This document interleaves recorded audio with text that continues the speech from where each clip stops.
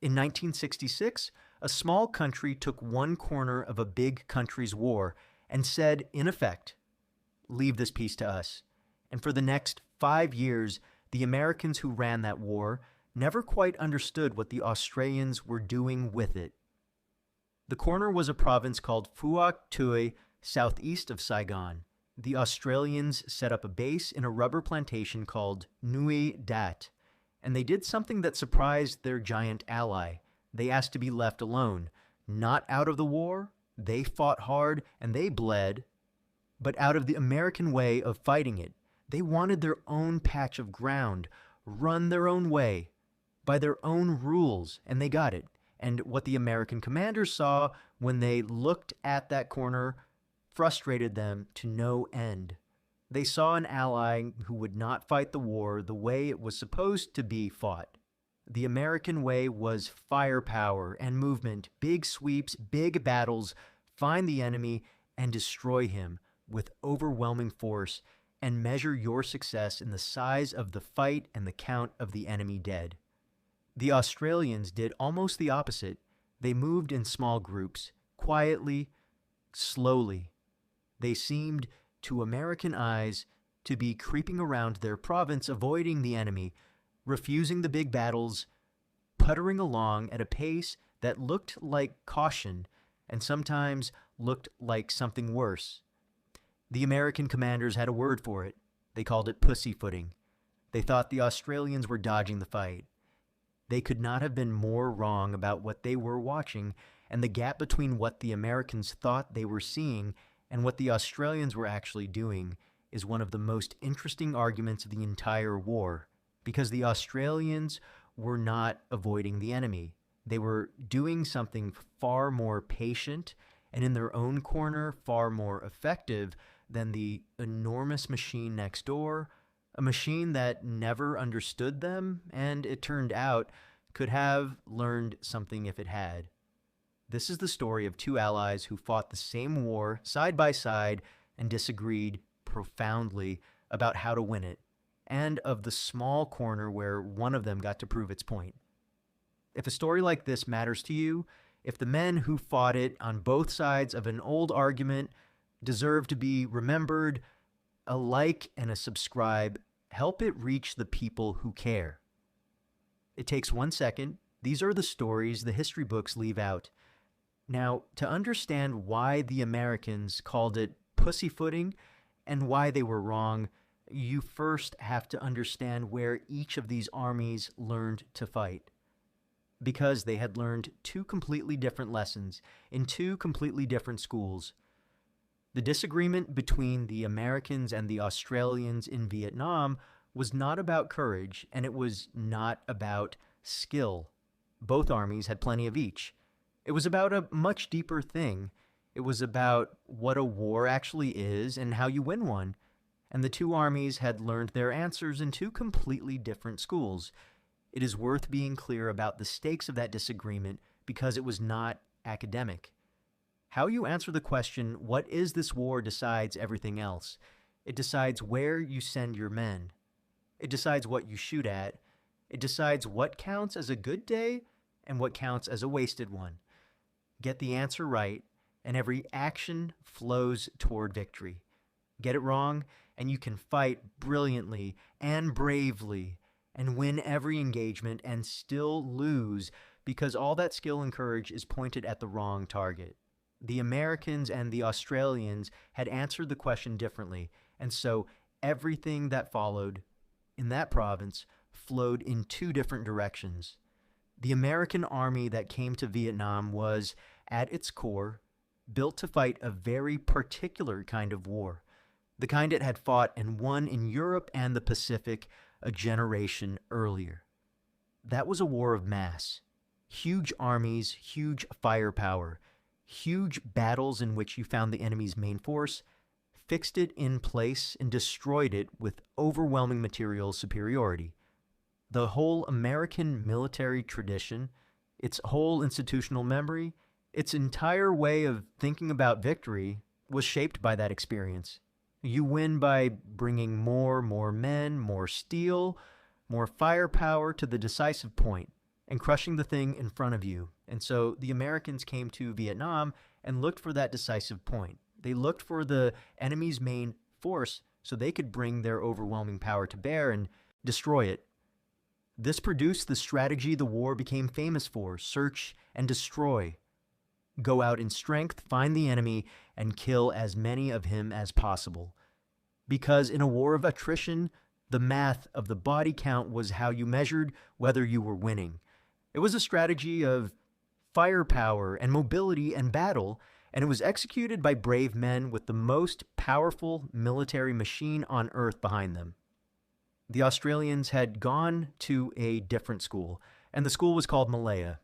In the years after the Second World War, the British and the Australians and their allies had fought a long counterinsurgency in the jungles of Malaya against a communist guerrilla movement. It took 12 years. There were no grand, decisive battles. There was instead an endless grind of small patrols, village security, careful intelligence work, and the slow strangling of the guerrillas' support. And it worked.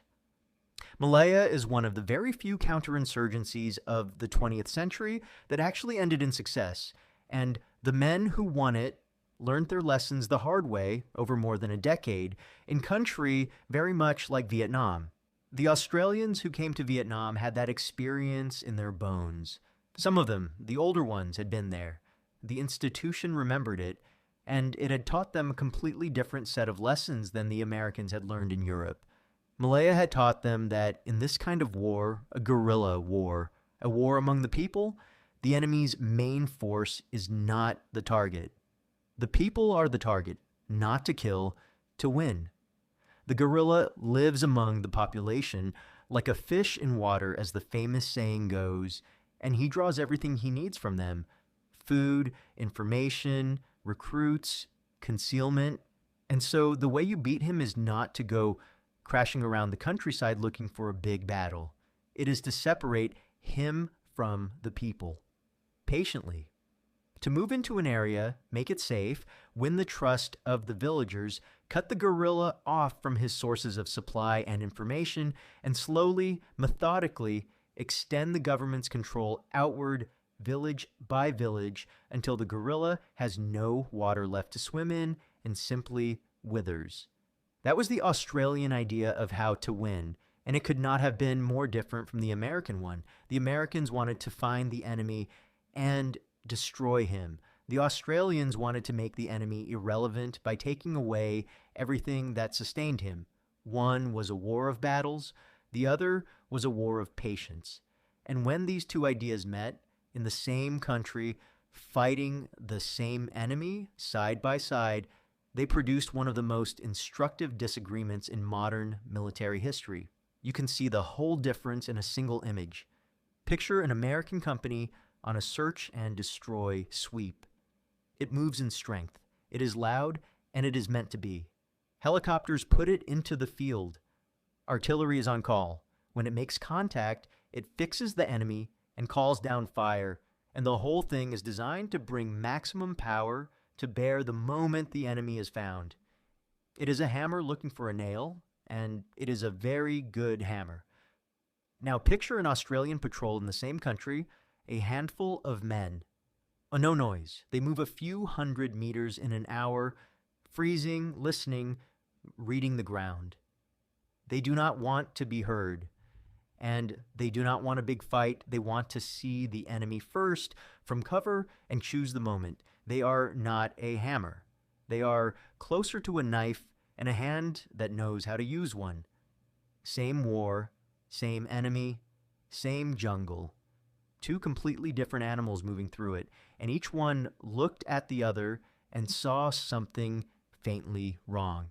The disagreement became concrete very early, and it happened because of a decision that tells you everything about how differently the two armies thought. When Australian troops first arrived in strength, a battalion of them was attached to an American formation and made to operate the American way. And it did not go well. Not because the Australians could not fight, they fought superbly, but because the two methods ground against each other constantly. The Australians thought the American operations were noisy, heavy-handed, and telegraphed. The Americans thought the Australians were slow and overly cautious. The friction was real, and it was immediate. And it made one thing very clear to the Australian command. If they were going to fight this war their way, they could not fight it inside the American machine. They needed their own ground. The specific complaints were telling. The Australians were appalled by what they saw as a casual attitude to noise and routine, units that moved predictably, that lit up, that announced themselves, to men trained to treat a single snapped twig as a potentially fatal mistake. It looked reckless. They watched American units take casualties they believed careful patrolling would have avoided, and it offended their professionalism. Meanwhile, the Americans, watching the Australians inch through the bush and decline the big fight, formed their own opinion that these allies were skilled, certainly, but timid and unwilling to close with the enemy and finish him. Neither side was entirely wrong about what it was seeing. Both were entirely wrong about what it meant. So the Australians and the Americans came to an arrangement, and in 1966, the first Australian task force was established with its own province to run, Phước Tuy, and its own base at Nui Dat, and, crucially, the freedom to fight its own tactical war in its own way. The Australians remained, in the largest sense, under overall American command. But inside their corner, they ran things their way. They had asked for a piece of the war they could fight by their own doctrine, and they had gotten it. This was, from the American point of view, a slightly baffling request, and it is worth understanding why. The American commanders were sitting on the most powerful military force in the world. They had firepower and mobility that no army in history had ever possessed. From where they sat, the obvious thing, the generous thing even, was to share that power. Come fight with us. Use our helicopters, our artillery, our air support, our endless supply. Why would you want to go off into a corner and do things the slow, hard, small way when all of this is available to you? And the Australians politely said, "Thank you, but no, we will do it our way." To grasp how that landed, you have to understand the sheer difference in scale. The American effort in Vietnam was enormous beyond description. Millions of men over the course of the war, oceans of material, firepower without limit. The Australian commitment was, by comparison, tiny. A few thousand men, one province. It was a rounding error in the American war. And this tiny ally was, in effect, telling the giant that it would rather do things its own way than plug into the giant's overwhelming power. From the American side, this looked at best like stubbornness, and at worst like an ally who did not want to pull his weight in the real fight, the big battles happening elsewhere. And the scale really was almost comic. Consider the numbers side by side. At the peak, the Americans had over 500,000 troops in Vietnam. The Australians had a few thousand. The Americans fought across the whole country in every kind of terrain, against every kind of enemy. The Australians held one province out of 44. If you drew the war as a map, the American commitment was the entire thing, and the Australian commitment was a single small square in the bottom corner. Easy to miss. So picture the meeting. The most powerful military on Earth offering to share the everything it had, and a small ally from the other side of the world politely declining because it thought the giant was fighting the war wrong and did not want to catch the mistake. It took a certain confidence to say that. It also took a certain amount of evidence, and the Australians believed they had it in the jungles of Malaya, where they had already won exactly this kind of war once, the slow way, while everyone else was still learning the rules. But the Australians were not being stubborn for its own sake, and they were absolutely not avoiding the fight. They were making a considered professional judgment based on hard-won experience that the American way of fighting this particular kind of war was wrong, and that plugging into it would force them to fight wrong too. They had a province to prove it in, and over the next 5 years, in that corner, They set out to show what a different kind of war looked like. To American eyes, the Australian way of operating looked passive, even timid. To understand why it was neither, you have to look closely at what they were actually doing out there in the rubber and the jungle, because almost every piece of it was the opposite of how the Americans fought, and almost every piece of it was deliberate. Start with how they moved. An American unit on a search and destroy operation typically moved in strength and made its presence felt. It wanted, in a sense, to be found, because being found meant contact, and contact meant the chance to bring its firepower down on the enemy. The Australians moved in small, dispersed groups, and they moved silently, and their entire craft was built around not being detected. They wanted to see the enemy before the enemy saw them. They practiced strict noise discipline. They moved slowly and deliberately through the bush, reading the ground, and a patrol might spend many hours covering a distance an American sweep would cross in a fraction of the time. This is the thing the Americans read as slowness, and it was the thing the Australians were proudest of, because that patient, silent movement was not caution. It was hunting. The Australian approach to the jungle owed a great deal to their Malayan experience, and underneath that, to a tradition of bushcraft, of reading terrain, of tracking, of moving quietly through difficult country. They believed the jungle was not the enemy's ally, but a neutral ground that belonged to whoever understood it best, and they intended to understand it best. A well-run Australian patrol aimed to own the night and the deep bush, the very places the gorilla considered his own. The detail of it was almost obsessive, and that was the point. Australian soldiers were trained to move with a discipline that bordered on the monastic. No talking, hand signals only. No smoking on patrol. No cooking smells. Nothing scented that a nose could catch on the wind. Weapons and gear taped and tied so that nothing rattled or clinked. Boots that left the right kind of print or no print. They learned to read the ground like a book, a bent stem, a disturbed leaf, a footprint's age, the freshness of a cut on a branch. They used trackers, some of them extraordinary, who could follow a man through jungle that looked untouched to anyone else. A patrol might lie in ambush beside a trail for days, silent, barely moving, waiting for the enemy to walk into a killing ground of their choosing. That is not the behavior of an army avoiding a fight. That is the behavior of an army that has decided to fight entirely on its own terms and never on the enemy's. And it flipped the usual logic of that war on its head. Most of the time, in most of Vietnam, it was the guerrilla who owned the bush and the night, who saw the Americans coming and chose whether to fight or fade. In the Australian province, the Australians worked to take that away from him, to be quieter than he was, to see him first, to make the deep jungle and the darkness dangerous for him. When they succeeded, and they often did, the guerrilla lost the one advantage that made him a guerrilla. He became the hunted instead of the hunter, in the very ground he thought was his. Then look at what they did with the villages, because this is the true heart of it. The Australian doctrine said the war would be won or lost among the people, so they poured enormous effort into the population of their province.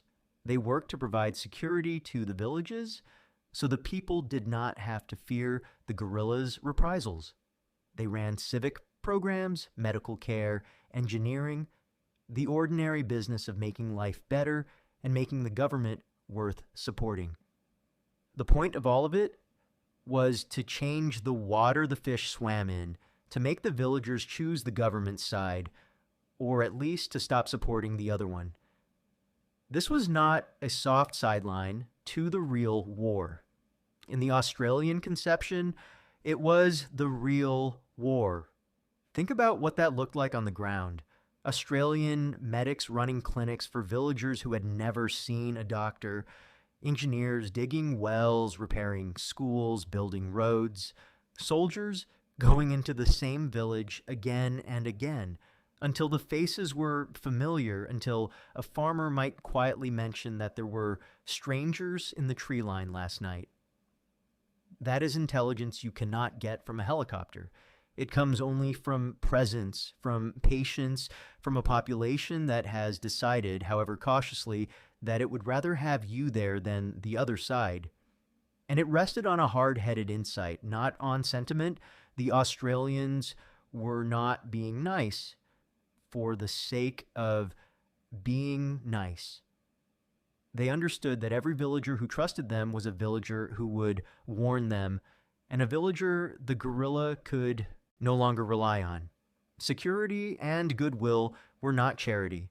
They were weapons, slow, unglamorous weapons that produced no body count and won no medals, but that steadily, invisibly, took the province away from the enemy one hamlet at a time. The Americans, looking for the decisive battle, found this almost impossible to see as fighting at all. To the Australians, it was the only fighting that would actually last. And their use of firepower was deliberately philosophically different. The Americans, in a contact, tended to reach immediately for overwhelming supporting fire, artillery, air, everything available, and this was often the right call for the kind of war they were fighting. But the Australians were far more restrained, and it was a matter of principle, not timidity. Every artillery shell that landed near a village, every airstrike that hit the wrong hut, every civilian killed by accident was, in the Australian analysis, a recruiting poster for the enemy. It drove the people toward the guerrilla, which was the exact opposite of what the whole strategy was trying to achieve. So they were sparing and precise with their firepower, not because they lacked nerve, but because they understood that in a war for the people, firepower could actively lose you the thing you were fighting for. Put it all together and you had an army that moved quietly, fought sparingly, lived among the people, and measured its progress not in enemy dead, but in how much of the province was genuinely, durably safe. To the Americans obsessed with contact and body count, this looked like an ally who was barely fighting. In reality, it was an ally fighting a completely different war, on purpose, and in that province, fighting it rather well. Now stand where the American commanders stood and look at the Australian corner through their eyes, because their misunderstanding was not stupid. It was the natural result of measuring one kind of war with the ruler of another. Be fair to them for a moment. An American general in Saigon was responsible for an enormous, sprawling war against a determined enemy, and he was under relentless pressure to show progress. Progress in the system he answered to meant results you could count and put on a chart. He had a whole country burning and a limited time to prove he was winning it. And down in one small province, he had an allied task force that reported modest contact, modest enemy losses, and a great deal of activity he could not easily quantify: patrols, village programs, roads, wells. To a man drowning in a country-sized war and starved for measurable results, that corner looked like a place where not much was happening. It was not malice, and it was not even really stupidity. It was a man reading a foreign language with the only dictionary he had and getting it wrong. The trouble was that the dictionary itself was wrong for this war. The Americans measured success in Vietnam largely through metrics, and the central metric, the one that rolled up the chain of command and shaped how the whole war was understood, was the body count. How many of the enemy did you kill? Contact, engagement, enemy dead. These were the numbers that told the American system whether an operation had succeeded. It was a war run to a significant degree on statistics of attrition, so the American commanders looked at the Australian province and ran it through that ruler. And by that ruler, the Australians looked unimpressive. Their body counts were modest. They were not generating the big contacts, the large engagements, the impressive enemy dead figures that the American system understood as success. From the outside, through the attrition lens, it genuinely looked like the Australians were not doing much, like they were in that dismissive American word, pussyfooting around their province, avoiding the enemy, declining to close and fight. And this is the crux of the whole misunderstanding. The Americans were measuring the Australians with an instrument that could not see what the Australians were actually doing. Body count measures killing. It does not measure control. It does not measure whether a village that fed the gorilla last year now refuses him. It does not measure whether a road that was ambushed monthly is now safe to travel. It does not measure the slow, invisible transfer of a population's loyalty from the insurgent to the government. All the things the Australians were actually working to achieve were things the American measurement system was not built to detect. So the system reported back that the Australians were underperforming when, in their own terms, they were doing precisely what they had set out to do. Here is a way to feel the absurdity of it. Imagine two units side by side. The first goes out, has a huge contact, kills 50 of the enemy, and comes home. On the American scoreboard, that is a triumph. 50 enemy dead, a clear win. But the unit does not stay. The enemy filters back in a week, and the village nearby, which lost 3 huts and a child to the supporting fire, now hates the government a little more than it did. The second unit kills almost no one. It spends a month making one district so quiet, so well watched, so firmly in the government's hand that the guerrilla simply stops operating there and moves somewhere easier. On the American scoreboard, the second unit did almost nothing. No contact, no body count, nothing to report. In reality, the second unit won ground and kept it, and the first unit won a headline and lost the war a little. That is the trap the body count set. It rewarded exactly the thing that did not last, and it was blind to exactly the thing that did. The Australians could see this happening, and it was the root of their scorn, not for American soldiers who were as brave as any, but for systems that mistook the scoreboard for the game and kept congratulating itself on numbers while the actual country slipped away underneath the figures. There was a deep irony buried in this, and the Australians saw it clearly and were sometimes openly scornful about it, because the American way of war, for all its power, had a way of being self-defeating in a conflict like this one. The big sweeps would go out, find the enemy, win the battle, rack up the body count, and then leave because the operation was over and the unit was needed elsewhere. And the enemy, who lived there, would simply come back. The Americans would have won the fight and gained nothing lasting, because they had cleared ground they did not then hold. The Australians looked at this and saw enormous effort and firepower, producing impressive statistics and very little permanent control. They thought the Americans were, in a sense, mistaking the scoreboard for the game. And there was the population problem, which cut even deeper. The heavy American use of firepower, the artillery, the airstrikes, the sheer volume of ordnance killed enemy fighters, but it also killed civilians and destroyed villages and drove refugees, and every instance of that pushed people toward the other side.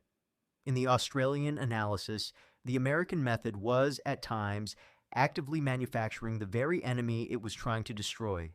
You cannot body count your way to victory in a war for the people if the way you generate the body count is turning the people against you. The Americans, focused on the enemy's main force, often could not see this. The Australians, focused on the people, could see almost nothing else. So the two allies looked at the same province and saw opposite things. The Americans saw a timid ally avoiding battle. The Australians saw themselves quietly winning the only contest that mattered, while their giant friend next door won battle after battle and slowly lost the war. Both of them believed they were right.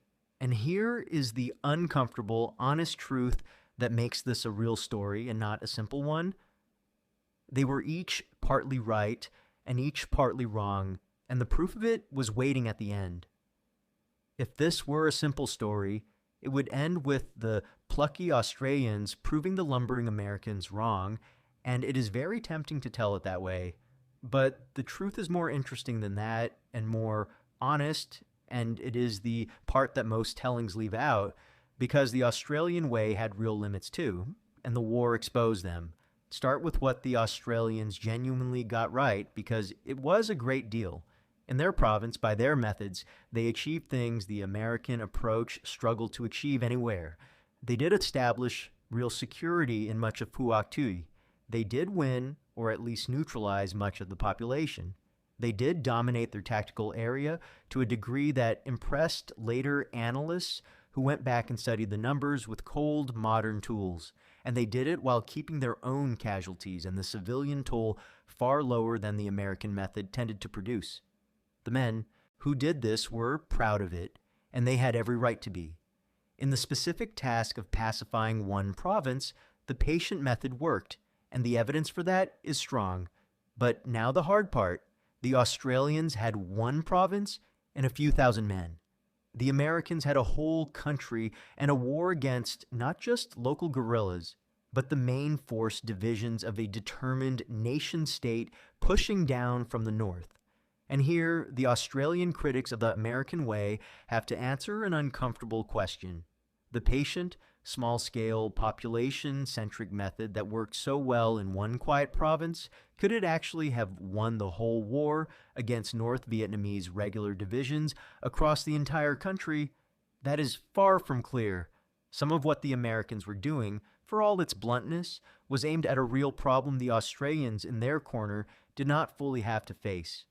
Large conventional enemy formations that genuinely did have to be fought with firepower and mass. The Australian model was superb for the war it was fighting. It is much less obvious that it scaled to the war the Americans were fighting. Be concrete about the difference in the problem. The Australians in Phước Tuy were mainly fighting local guerrillas and provincial units, an insurgency rooted in that ground, which the patient population-centered method is genuinely designed to beat.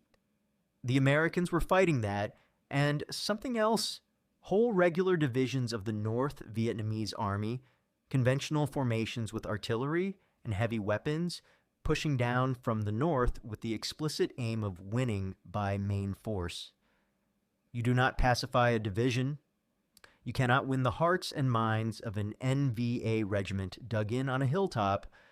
Some of that enemy genuinely had to be met with firepower and mass, because that is what it was, a conventional threat that the gentle method had no answer for.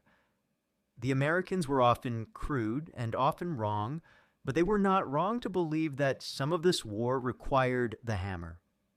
The Australians in their quiet corner did not have to test their method against the hardest version of the problem. And even the corner was not fully solved.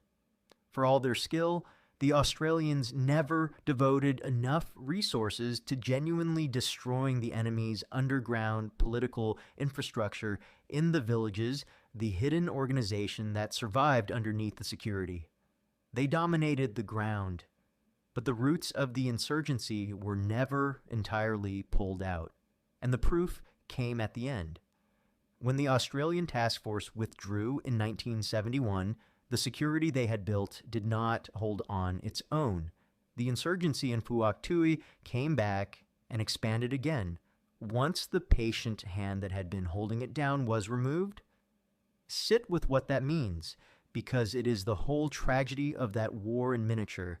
The Australian method, the better method, the right method for that kind of war, still was not enough in the end, because the thing underneath it was never finished, and because when the outside force left, the pressure came off, and the enemy, who was patient too, simply waited and returned. The Australians had proven that their way was better than the American way in that corner. They had not proven that it was by itself a way to win. Both allies, in the end, left, and the enemy in Phước Tuy, as in the rest of the country, stayed.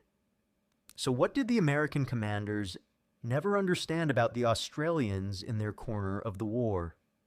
On the surface, it was a disagreement about tactics, patrols versus sweeps, patience versus firepower, the people versus the body count. But underneath the tactics was something larger, and it is the thing worth carrying away from this whole story. The Americans and the Australians disagreed fundamentally about what they were even trying to do. The American system, shaped by its history, understood war as the destruction of the enemy's armed force. Find the enemy, fight the enemy, kill the enemy, and victory follows. That is a coherent and powerful idea, and against the right opponent, it is devastatingly effective. The Australians, shaped by Malaya, understood this war as a competition for the loyalty and control of a population, in which the enemy's armed force was almost a side effect, a symptom of a political problem, not the problem itself. And you do not cure a symptom by attacking it. You cure it by curing the disease underneath. These were not just two tactics, they were two different definitions of victory.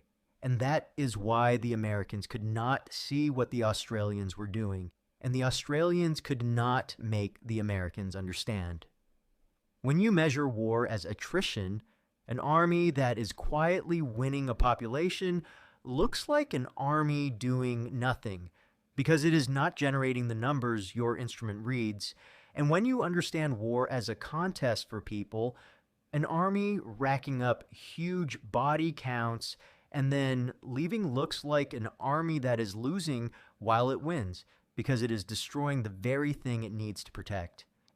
Each side was, in effect, invisible to the other, because they were keeping score in different games. The Australians were, on the specific question of how to fight a counterinsurgency, largely right, and history has been kind to their reputation for it. Their methods anticipated much of what militaries would later formally adopt as the doctrine of counterinsurgency, the focus on the population, the restraint with firepower, the patience, the emphasis on control rather than kills. When later generations of soldiers studied how to fight wars among the people, they often found that the Australians in Phước Tuy had already been doing it quietly decades before, while their enormous ally dismissed it as pussyfooting. There is a quiet vindication in that, and it took decades to arrive. In the wars that came after Vietnam, Western armies kept running into the same wall. They would win every battle and lose the war. They would clear ground and fail to hold it. They would generate impressive numbers and watch the country slip away underneath the numbers, and slowly, painfully, they would rediscover the things the Australians had known all along. Protect the population first. Be sparing with firepower, because dead civilians make live enemies. Stay, do not sweep. Measure, control, not kills. Win the people, and the guerrilla withers. It became the official doctrine written into the manuals, taught in the schools. And it was, almost line for line, what a few thousand men had been doing in one small province while the largest army on earth called it timidity. But, and the script has to keep saying this because it is the honest part, knowing the right way to fight is not the same as winning. The Australians proved that too, but the Australians were also fighting a smaller and, in some ways, more forgiving version of the problem, and their own province in the end slipped back once they left. So the honest verdict is not that one ally was wise and the other foolish. It is that a small army with the right idea and too few resources, and a giant army with vast resources and the wrong idea fought side by side in the same war, and neither combination was enough. The Australians understood the war better. The Americans had the power to win it. And the tragedy, the real, lasting lesson of that odd little corner of the conflict, is that those two things were never brought together. Here is what the American commanders never understood about the Australians in their own corner of the war. They thought they were looking at an ally who would not fight. They were actually looking at an ally who had understood the war better than they had, and who was quietly trying to show them in one small province what winning it might actually require. The word they used was pussyfooting. It is worth holding that word up to the light one last time because it contains the entire misunderstanding. To the Americans, raised on a war of mass and firepower and decisive battle, an army that moved quietly, killed sparingly, avoided the big fight, and spent its effort on villages and roads and the slow winning of a population, that army simply had to be dodging the real war. There was no room in the American ruler for the possibility that the quiet army was the one doing the harder, deeper, more genuinely warlike thing, that the patient work in the villages was not an avoidance of the war, but the actual substance of it, that the big battles the Americans prized were, in this kind of war, sometimes the sideshow, and the quiet control the Australians built was the main event. And yet, and this is what makes it a true story rather than a comfortable one, the Australians did not have the answer either. They had a better method and too little of everything else. They won their corner and could not keep it. They understood the disease and did not, in the end, have the resources or the time to cure it. When they left, it came back, exactly as it came back everywhere else. Being right about how to fight is not the same as being able to win, and Phước Tuy proved both halves of that hard sentence at once. So the two allies fought their war side by side and never bridged the gap between them. The giant had the power and misread the war. The small ally read the war clearly and lacked the power. Each looked at the other across a few miles of the same jungle and saw something it could not quite respect. The Americans seeing timidity where there was wisdom, the Australians seeing waste where there was necessity, and the enemy, who understood both of them better than they understood each other, simply outlasted the argument. What the American commanders never understood was that the Australians in that corner were not avoiding their war. They were fighting a different one, a smarter one, a harder one to see, and in the end, one that still was not quite enough. They were right, and it did not save them, and there may be no more Vietnam lesson than that. They called it pussyfooting. It was the closest thing to wisdom anyone brought to that war. Now you know why. Thank you for staying with this story all the way to the end. These are the histories worth keeping, not just the famous battles with their famous names, but the quiet arguments between allies that decided as much as any battle did, and the men on every side who lived them. If it meant something to you, a like genuinely helps. It tells the algorithm that this kind of history matters, and it helps these videos find the people who care about them. If you're not subscribed yet, now is a good time. Hit subscribe and the bell so you never miss a new one. I would love to know where you are watching from today, and if someone in your family served in Vietnam, an American, an Australian, a New Zealander, anyone in any unit, tell me about them in the comments. Every one of those men carried a story like the one you just heard. Most of them never told it. This is how we make sure they are not forgotten.